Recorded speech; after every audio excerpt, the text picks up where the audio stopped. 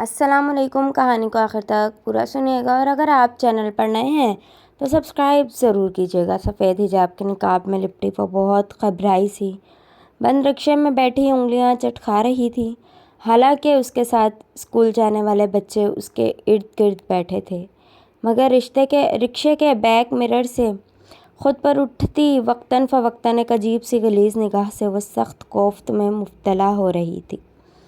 ملکہ کا بس نہیں چل رہا تھا، چلتے رکشے سے کود جائے اور ان نظروں سے بچ نکلے جو کچھ دن سے، بلکہ تب سے جب ایک دن رکشے میں بیٹھے ایک بہت تیز ہوا کے جھونکے سے اس کے چہرے سے اس کا نقاب سرک گیا تھا۔ بہت عجیب اور غلیظ سی تھیں۔ اسکول پہنچ چکے تھے، ملکہ جلدی سے رکشے سے اتریں اور جلدی جلدی بچوں کو نیچے اتارا۔ بچے تو اندر بھاگ گئے، وہ بھی تیزی سے موڑی، مگر بیڑا غرق ہو کندھوں پر ڈالی چادر میں لگے ٹسل کا، جو بری طرح رکشے میں اڑ چکا تھا۔ وہ پھرتی سے رکشے سے اتر کر اس کی جانب آیا، وہ چادر کھینچ رہی تھی۔ اس کے قریب آنے پر اچھل کر ایک سائیڈ ہوئی۔ میڈم جی، میں نکالتا ہوں، کہتے اس کے چادر پکڑے ہاتھ پر اپنا ہاتھ رکھنے لگا، مگر ملکہ نے پھرتی سے اپنا ہاتھ کھینچ لیا۔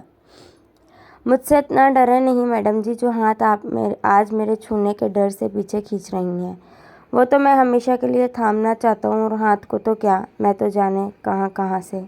خیر جانے دیں میڈم ملکہ، آپ صرف اور صرف میری ہیں۔ ریاض نے اسے گہری نگاہ سے سرتاپا دیکھا، مگر سرتاپا سلگ اٹھی تھی۔ بزدل مگر اب جی کڑا گیا تھا۔ کیا مطلب ہے تمہارا؟ لہجہ حتی الامکان سخت رکھا۔ جانتی تھی بہت بڑی غلطی ہو گئی تھی اس سے، جو بستی کے اوباش ترین انسان، منشیات فروش، گنڈے، موالی، شرابی، کبابی کو اپنا رکشے والا لگوا بیٹھی تھی، مگر اسے پہلے حقیقت بھی معلوم کب تھی، اور اب اس منحوس گھڑی کو پچھتا رہی تھی۔ مطلب بہت سیدھا ہے میڈم، میرے دل کی ملکہ کی شادی کرنا چاہتا ہوں آپ سے۔ اس نے ایک ادا سے اپنا پان سے لال ہوئے دانت نکالے۔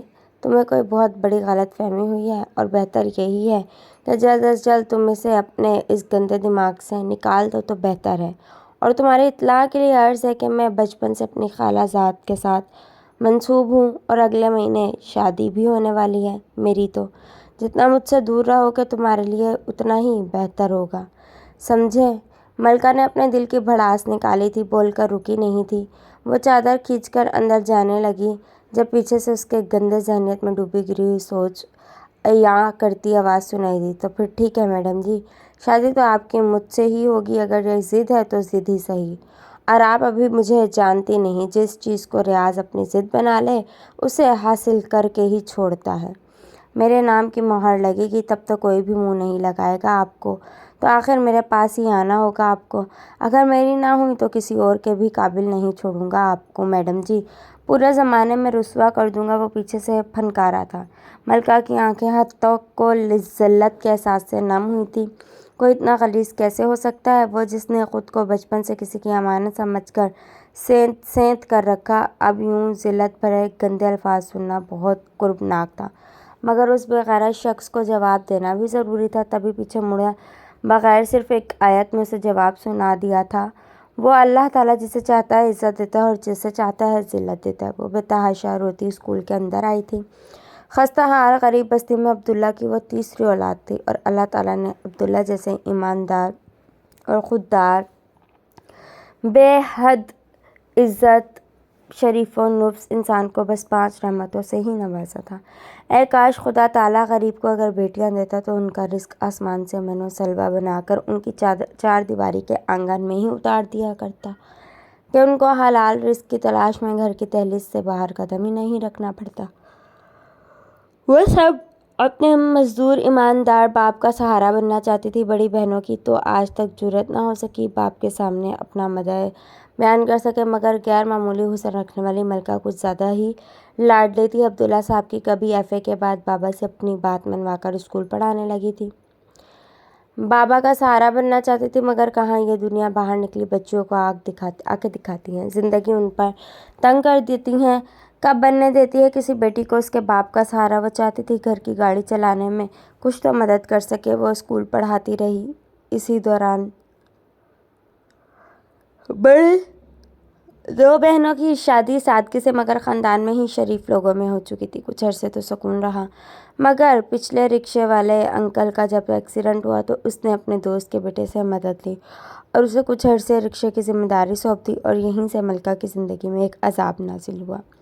मगर वो खामोश रही। अगर अब्दुल्ला साहब को ज़रा सी भी भनक पड़ जाती तो वह उसे घर बिठा देता और अब ऐन जब स्कूल की जानिब से उसकी शादी की वजह से स्कूल छोड़ना पर मिलने वाले बोनस की वजह से वो मुकर्ररा वक्त तक स्कूल छोड़ना नहीं चाहती थी, मगर आज हर हद पार हो चुकी थी कि वह इतनी गिरी हुई धमकियों पर उतर आया था। तभी उसने प्रिंसिपल से बात की और सारी सच्चाई बता दी।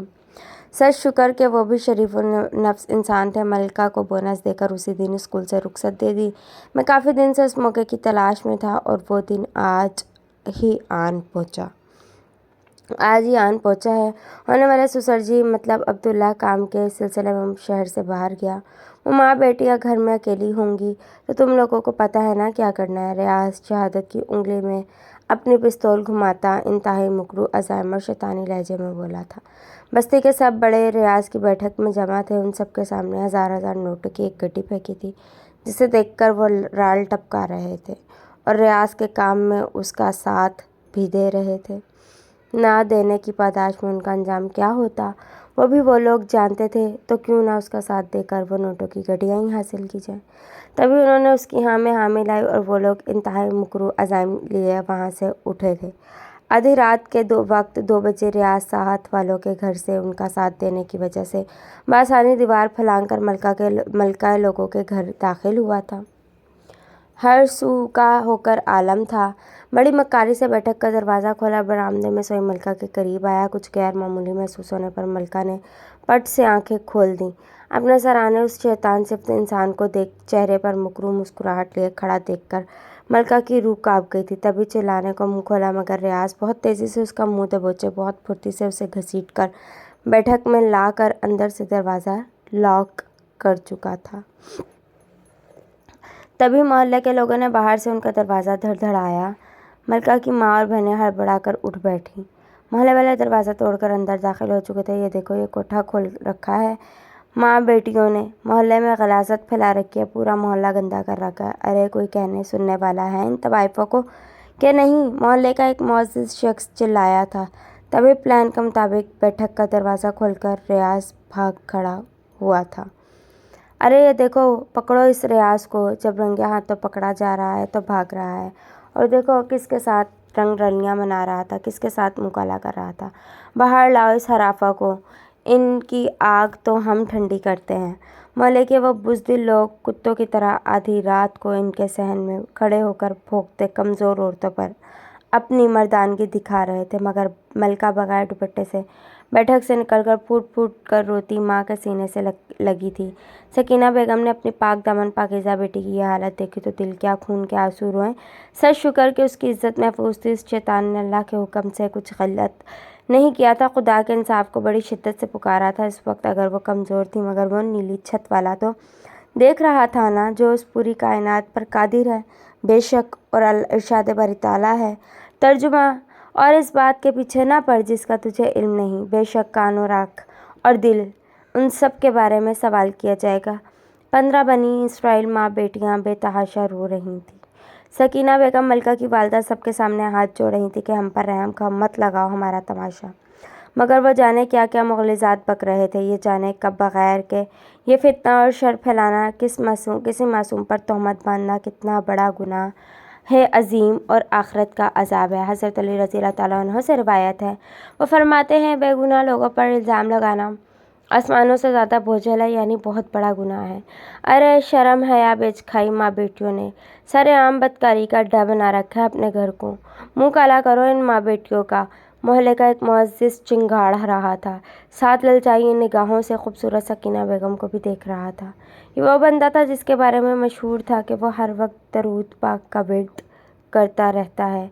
क्या ऐसा ही नहीं मालूम था कि उसी आक़ा दो जहाँ मोहम्मद सल्लल्लाहु अलैहि वसल्लम का इरशाद रब्बानी है कि मुसलमान के लिए ये रवा नहीं कि वह लान तान करने वाला हो। एक और हदीस में है, जो शख्स किसी दूसरे को फसक का ताना दे या बदकारी कहे اور بدکار وہ بدکار نہ ہو تو اس کا فسق اور کفر کہنے والے پر لوٹتا ہے۔ خدا کے لیے رحم کرو ہم پر۔ یہ بات تو تم لوگ بھی جانتے ہو کہ ایسا کچھ نہیں ہے۔ ایسا کیوں کر رہے ہو میں نہیں جانتی، مگر ہمارا رب سب جانتا ہے کہ ہمارا حساب وہ لے گا تم لوگوں سے۔ سکینہ بیگم دھاڑے مار مار کر روتی ہاتھ جوڑتی التجا کر رہی تھی۔ ریاض کو پکڑا جا چکا تھا۔ وہ شاندار ایکٹنگ کا مظاہرہ کرتا سر جھکائے مجرموں کی طرح کھڑا تھا، جیسے واقعی یہ گناہ اس سے سرزد ہوا تھا۔ اس محلے میں سب کی بہو بیٹیاں ہیں، ٹھیک ہے، اگر تم لوگ بدکاری نہیں کرتی تو ثابت کرو۔ سکینہ بیگم تمہاری بیٹی ہیں جس سے بدکاری کی، اسی وقت اس غلاظت کے ڈھیر کا اس سے نکاح کر کے اس بستی سے رفع دفع کرو تو ہم تمہیں یہاں رہنے دے سکتے ہیں، اسی معزز بزرگ نے کہا تو سکینہ بیگم پھٹی پھٹی نگاہوں سے ان سفیرانوں کو دیکھنے لگی۔ میں اپنے شوہر کی غیر موجودگی میں ایسا کوئی فیصلہ نہیں کروں گی۔ ایک مرتبہ وہ آ جائیں تو پھر جو ان کا فیصلہ ہوا ہمیں منظور ہوگا۔ سکینہ بیگم اب رونا بھول گئی تھی۔ اب کچھ انہیں ان بستی والوں کی پست سازشوں کا شاید اندازہ ہونے لگا تھا۔ تم کون ہوتی ہو فیصلہ کرنے والی؟ جو بول دیا سو بول دیا، یہ نکاح ابھی ہوگا نہیں تو اس طوائف کا منہ کالا کر کے اس کو یہیں زندہ جلا دیں گے۔ ہم ریاض کے گھونڈنے پر وہ بزرگ گڑبڑا کر پھنکارا تھا۔ ارے ہمت ہے تو ہاتھ لگا کر دکھاؤ میری بیٹی کو، جڑ سے اکھاڑ کرنا، پھینکا تو بعد کرنا۔ اب کی بار سکینہ بیگم شیرنی بنی دھاڑی تھی اور اپنی بچیوں کو اپنی پشت پر چھپایا۔ سچ کہتے ہیں ماں وقت آنے پر اپنی اولاد کے لیے شیر کے منہ میں بھی ہاتھ ڈال دیتی ہے، تو یہ تو محلے کے چند بزدل مرد تھے۔ ہماری حکم عدولی کی تو بستی چھوڑنی پڑے گی۔ سکینہ بیگم تمہیں یہاں ٹکنے نہیں دیں گے ہم لوگ، بس اتنے شوق ہم بھی اس غلاظت میں رہنا پسند نہیں کریں گے۔ ارے تم لوگوں سے اچھا تو ہم ہجڑوں کی بستی میں رہ لیتے، کم از کم عزت تو دیتے ہیں وہ ماں بیٹیوں کو۔ تم لوگ تو ان سے بھی گئے گزرے ہو۔ سکینہ بیگم دھاڑ رہی تھی اور محلے کے ان معززین کو سانپ سونگھ گیا تھا۔ اچھی طرح جان گئی ہوں، اب دفع ہو جاؤ یہاں سے۔ صبح عبداللہ آ جائیں گے تو ہم چلے جائیں گے یہاں سے، فی الحال اپنی گندی شکل اور گھٹیا ارادے لے کر دفع ہو جاؤ یہاں سے۔ شکلیں گم کرو۔ سکینہ بیگم نے ہر لحاظ سے بالائے طاق رکھا تھا اور ان کمزرف لوگوں کو باہر کا راستہ دکھایا۔ نہیں، ابھی نکلو یہاں سے، اگر نکلنا ہے تو تم جیسی بھگوڑیوں سے یہی امید خارشی کتے کی طرح بھونکنا بند کرو۔ بغیرت انسانوں، تمہارے باپ دادا کا گھر نہیں ہے، یہ میرے شوہر کی خون پسینے کی کمائی سے بنا ہے۔ تمہارا باپ بھی نہیں نکال سکتا ہمیں یہاں سے۔ ہماری طرف ایک قدم بھی بڑھایا تو سب کو زندہ جلا دوں گی۔ دفع ہو جاؤ یہاں سے۔ سکینہ بیگم اب ڈٹ کر مقابلہ کر رہی تھی۔ وہ سکینہ بیگم جن کی کبھی کسی نے آواز تک نہ سنی تھی، آج اپنی اولاد کی وجہ سے شیرنی بنی دھاڑ رہی تھی۔ لوئی چارہ نظر نہ آتے وہ لوگ بکتے جھکتے وہاں سے جا چکے تھے۔ مجبوراً ریاض کو بھی وہاں سے جانا پڑا۔ سکینہ بیگم نے اپنی بچیوں کو کمرے میں بند کر کے باقی کی بچی رات کسی چوکیدار کی طرح ان کا پہرا دیا تھا۔ اگلے دن عبداللہ گھر آئے تو ایک قیامت ان کے منتظر تھی۔ اتنا کچھ ہو چکا تھا، سکینہ بھائی کی بہن بھی آ چکی تھی اور روتی بلکتی سکینہ کی دل جوئی کر رہی تھی۔ ملکہ نے خود کو کمرے میں بند کر رکھا تھا اور رو رو کر ادھموئی ہو چکی تھی۔ سیف ملکہ کا منگیتر بھی وہیں موجود تھا۔ محلے والوں نے بس نہیں کی تھی، اب بھی ایک ہنگامہ سا تھا جو مچا رکھا تھا، پوری بستی میں تماشا لگا رکھا تھا۔ مگر وہ کہتے ہیں نا کہ بے شک عزت و ذلت خدا برتر کے ہاتھ میں ہے۔ سیف نے پورے محلے کے سامنے ملکہ سے نکاح کر کے اسے اپنا نام عزت و مان بخشا تھا اور اسی وقت رخصت کر کے اپنے ساتھ بھی لے گیا۔ وہ بے چین سی بیڈ پر بیٹھی اپنی انگلیاں چٹکا رہی تھی۔ جب سیف مسکراتا کمرے میں داخل ہوا، ملکہ نے پہلو بدلا۔ سیف اس کی بے چینی نوٹ کر چکا تھا۔ ایک سرد سی سانس بھرتا اس کے سامنے بیٹھا۔ سیف، میں آپ کو بتاتی ہوں اصل میں ہوا کیا تھا۔ وہ کچھ مت بولو۔ سیف نے اس کی گداز گلابی لبوں پر اپنی شہادت کی انگلی رکھی، اس کی سوجی سرخ آنکھیں جان نثار کرنے والی نگاہوں سے دیکھیں۔ مجھے کچھ نہیں سننا نہ کچھ جانا ہے ملکہ، بس مجھے پتہ ہے تو صرف اتنا کہ وہ ملکہ جو بچپن سے میری منگیتر، میرا عشق ہونے کے باوجود، مجھ سے بے تحاشا محبت کرنے کے باوجود، اپنی شرم و حیا کا پاس رکھتے ہوئے کبھی مجھ سے فری نہیں ہوئی تو کسی اور سے کیا ہوگی؟ ویسے بھی مجھے تمہاری پاکیزگی اور پاکدانی پر رتی برابر بھی کوئی شک نہیں، نہ کبھی ہو سکتا ہے۔ اس لیے تمام منفی سوچیں اپنے دماغ سے نکال دو اور فی الحال اس مظلوم بچپن کے اپنے عاشق پر توجہ دو جو تمہارا قرب پانے کے لیے کب سے مرا جا رہا تھا۔ بڑی سنجیدگی سے کہتے آخر میں وہ پٹری سے اترتے بے حد شرارتی سے لہجے میں بولا، تو ملکہ میں کو خود کو سمیٹنے پر مجبور کر دیا۔ پلیز سیف، مجھے پریشان مت کرے نا۔ وہ روحانسی سی ہوتی مگر بے حد آسودگی سے اسی کے سینے میں منہ دے کر جیسے چھپ سی گئی۔ सैफ ने भी सुकून से मुस्कुराते उस कमज़ोर से वजूद को ख़ुद में समेट लिया। कुछ दिनों के बाद ही अब्दुल्ला ने वो बस्ती छोड़कर दूसरे शहर में अपनी अलग और नई दुनिया बसाई थी।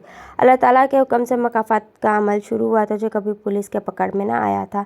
एक पुलिस मुकाबले में दर्दनाक मौत मारा गया था। बात दरअसल ये है कि किसी को किसी की तरह से भी तहमत लगाने से परहेज़ करना वाजिब है। अगर किसी ने किसी को तहमत लगा दी तो ये कोई मामूली बात नहीं है। उसकी वजह से क़यामत के दिन बड़ी मुसीबत खड़ी हो जाएगी। जिस किसी को तहमत लगाई थी उससे छुटकारा करना ज़रूरी होगा। दोज़ख की पुश्त पर पुलसरात कायम की जाएगी। सबको उस पर से गुजरना होगा। जो इससे पार होता जाएगा जन्नत में दाखिल होता जाएगा। तहमत लगाने वाला शख्स पुलसरात पर रोक लिया जाएगा और जब तक तहमत लगाने के गुनाह से पाक व साफ़ ना होगा जन्नत में ना जा पाएगा। पाक साफ़ होने के दो तरीके हैं, या तो वो शख्स माफ़ कर दे जिसको तहमत लगाए, या अपनी नेकियां उसको देकर उसके गुनाह अपने सर लेकर दोज़ख में जले।